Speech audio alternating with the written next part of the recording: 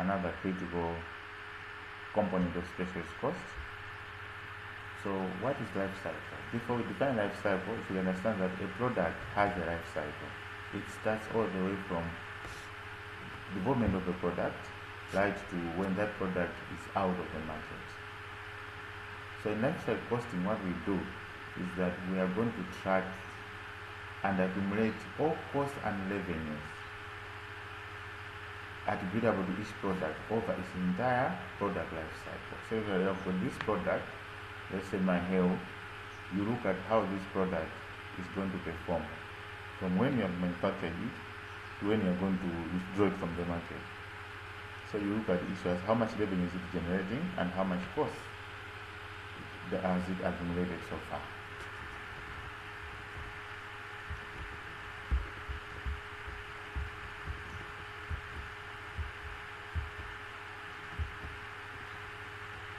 Okay, so how do we calculate life cycle costs? So life cycle cost would be the total cost of the product of its entire life cycle divided by total number of units. What's the total cost of the product from introduction stage to when we withdraw the product from the market divided by total number of units? That's a very important formula, take note. Basically, that's how the product life cycle looks like. So I've got product, the first quadrant, product development phase. Then we have got market development and launch stage. Then we have the growth stage. Then we have the maturity stage. Finally, we have the decline or utilization stage. Or people can also include selling the stage where the product has completely failed. Now, if you look at these two lines, the first line represents sales, right? During product development stage, you have just developed a product, you will not sell anything. You can see there are no sales at all. But when you in the introduction stage or launch stage, where you start to introduce the product to the market, you start selling. You can see sales are increasing little by little. Under the growth stage, customers are now aware of your services or your product, so the sales will start increasing. Maturity stage is whereby now you have a lot of customers, and we reach a point whereby some customers are leaving and some new customers are joining. Then now we have the decline or utilization stage, is whereby you have few customers, very few customers are interested in your product, and the product is going towards the end. So the sales have now declined. Now, from product development phase to market development phase, there is no profit. You can see we are making losses. You can see this line is below the graph, so it means these are losses. But from the growth stage, that's where now you start making profits. Up to the maturity stage. Now, at maturity stage, some customers are leaving, you now begin to experience losses.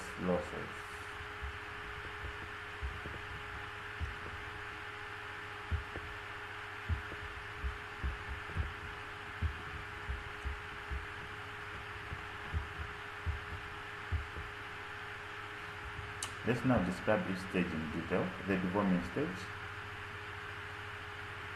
Under development stage, that's where you are manufacturing your product. So at this level, you expect high levels of setup costs, such as research and development. So you have to research, is this product going to be harmful to people or not, and so on and so forth. Then there will also be high product design and building of production facilities. So if you are producing products, there should be warehouse constructed. You have to design the product to fit customers' requirements and so on and so forth. Next, on the market development and launch stage, now here the product is ready, so there will be extensive marketing and promotion, because people have to know about the existence of your product.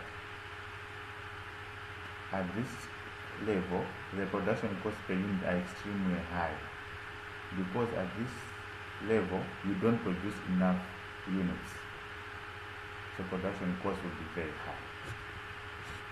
Under the growth stage, I said at this level, customers have started to notice you, and you have got a lot of customers, so you have to do a lot of promotion and marketing.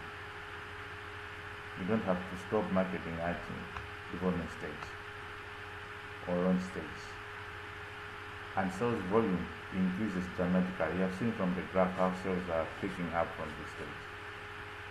At this level, you achieve economies of scale because you are producing a lot of units. So, and the economies of scale expect costs to decrease because fixed costs are recovered over greater volumes. And the variable cost per unit is going to fall due to economies of scale, as explained earlier. Maturity phase, we said people are used, some are leaving. So here you're not marketing much. You continue, but even though you market, customers who have shifted to competitors, they are used to your product. So activities involved here, you should take note that first, profits will continue to increase as initial setups and fixed costs are recovered. If you check the graph, it shows that profits have increased, then they have decided to decrease. So marketing and distribution economies are achieved. At this level, your providers of marketing services, they are used to you. You have done business maybe for a long period of time, so they will charge you less fees, for instance. So you still be increasing your marketing costs because you need to fight with your competitors for the same customers that are there. The variable production cost per unit still falls as there's economies of scale, and also the ones involved in manufacturing, they have gained experience. So because of learning effects. Furthermore, price competition and product differentiation will start to erode profitability. Product differentiation actually means there will be some people who will be selling the same product at a cheaper price, and there will be competitors with various prices. So because you're still competing for new customers, you should expect competition and the price differentiation to take place. Finally, the decline stage. At this level, you don't worry much about marketing because the product is phased out. It's almost dying. And you're going to also lose production economies because you produce less volumes. It means we have now gone back to the first step of launching, where your economies of scale were very low. Then a replacement product will need to have been developed. If you are clever enough on the different stage, you need to develop a new product. If it is Maheo, then now you have to add new flavors, maybe chocolate, then people will start buying, for instance. So including new levels of R&D and other product setups. So these things will take place if you are to improve your product. You might incur additional development costs as a result, especially if you want to refine your product life cycle. You want to redesign your products. So basically, that's the product life cycle. So you need to understand it practically so that you are able to answer.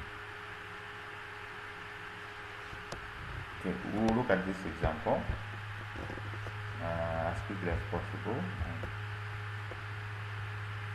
You cannot see clearly because I took a pic, but I should try to maximize it. Maybe let's see what happens. It's not still changing. Let me try to push it up. Okay, you try to see, but I'll read aloud in case you can't see.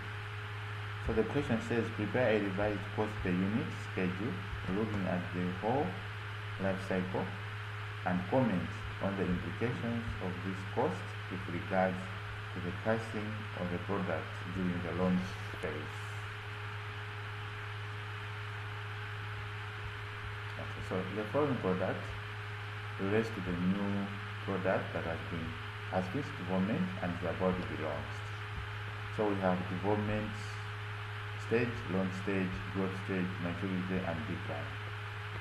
So we have the time period here, then we have research and development costs, we have marketing costs, we have production cost per unit, we have production volume.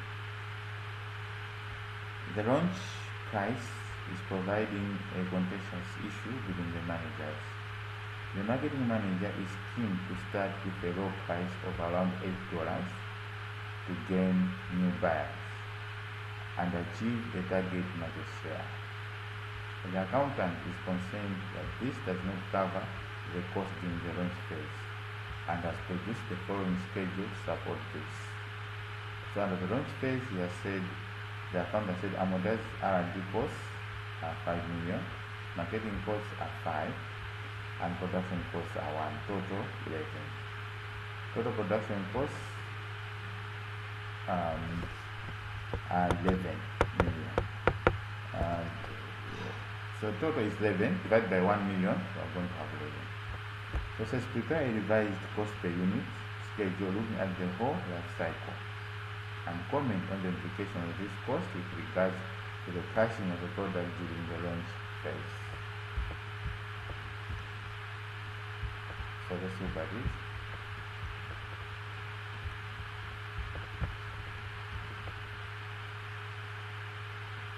Okay, so to save time, this is what we're going to do.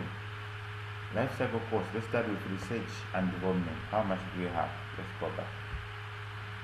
So we are here, research and development costs, 20, there's only 20, so that's where the 20 is, so we'll put a 20. Then marketing costs, add up all the marketing costs that we have. What has happened here? So marketing costs, if you check here the marketing costs, we have 5 plus 4 plus 3 plus 0.9. That's the total, that's around 4.9. So we have 4.9. Then production costs per unit, so we have 1 plus 0.9 plus 0.8 plus 0.9. However, these above costs are in millions, the 20 million and the 4.9 million. However, this is per unit, so make sure you change it into millions. You multiply by volume. So 1 times 1 million, 0.9 times 5, 0.8 times 10, and 0.9 times 4. We are doing this because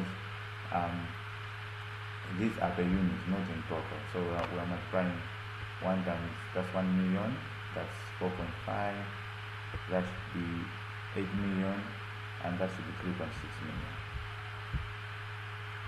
Okay, so you add these up. I think there was a mistake. Yeah, so this is what's happening here? 3.6. I think I've made a mistake here. Let me go back. 1, 0.9, 0.3, 0.9. 4.5. I think there's a big mistake here which I have to correct.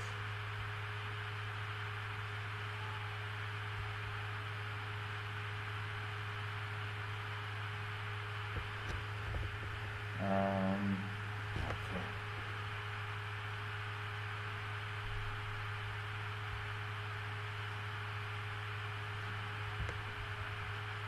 That's right. There's a delay.